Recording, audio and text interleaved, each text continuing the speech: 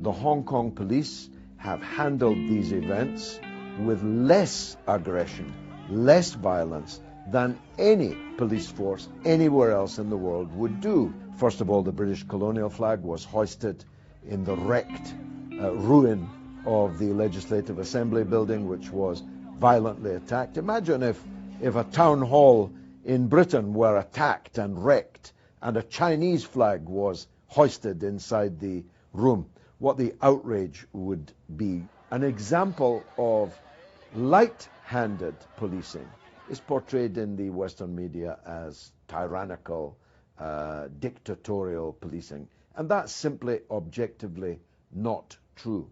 This is part of a spectrum of attacks which are designed to slow China's advance, weaken China's internal cohesion, with a view to stopping China becoming the most important economy and country in the world.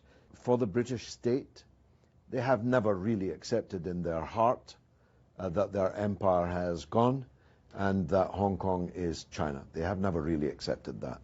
They had to make the diplomatic withdrawal that they did in 1997, and they have tried ever since to keep as large a foothold on the people in the society and the economy in Hong Kong as they possibly could. Hong Kong is part of China.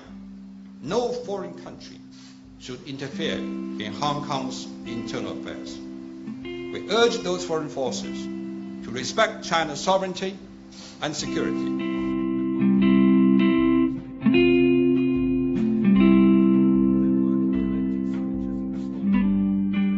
Hong Kong is no more Britain's business than it is the business of Slovakia or Romania.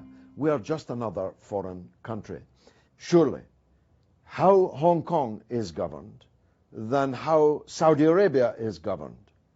In the latter case, we accept that, absolutely, as long as they'll buy our weapons. We have nothing to say about the internal governance of Saudi Arabia. Indeed, the very same Tom Tugendhat argues that the internal affairs of Saudi Arabia are a matter for Saudi Arabia.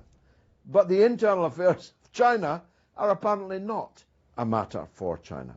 China signed a deal to have one country, two systems. It didn't sign a deal to have two countries, two systems. And these are existential threats to China's national interest, to its sovereignty over all of its territory, and they should be and have been absolutely flatly rejected by China.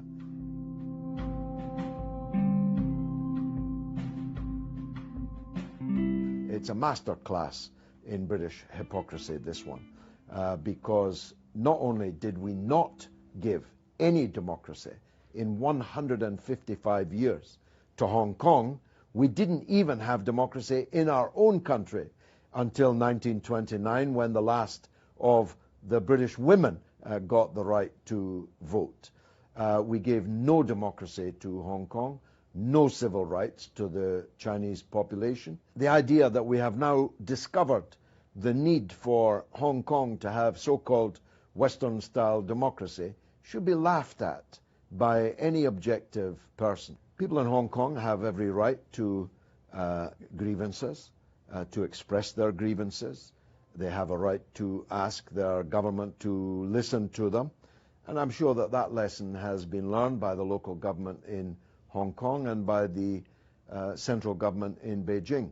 And it's important to, in the long term, win the hearts and minds of the young people in particular in Hong Kong, that they are Chinese, that they should be proud to be Chinese, that the day will come when many people in the world will wish that they were Chinese. And that battle, ideological battle, if you like, clearly still has to be won.